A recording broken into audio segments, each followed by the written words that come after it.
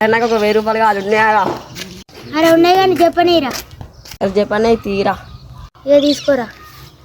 అరే ఒక 2000 ఇరా, మొన్న లెక్క మళ్ళీ ఇస్తా. తీసుకోరా, మొన్న లెక్క మళ్ళీ చెప్పని. సరే చెప్పనే తీ. A few moments later. అరే ఒక 10,000 ఇరా, మా ఫ్రెండ్ యాక్సిడెంట్ అయింది. అని మీ ఫ్రెండ్ గారికి యాక్సిడెంట్ అయిందా? జల్ది తీసుకున్నారా? ఒక 1,00,000 రూపాయలు ఇరా, ఇల్లు కట్టుకుండా అయిపోతుంది, జల్ది ఇస్తా. అరే మొన్న దాకా పైసలు ఇచ్చిందిగా ఇద్దంతి. ఇవరా ఎటు పోతున్నారా?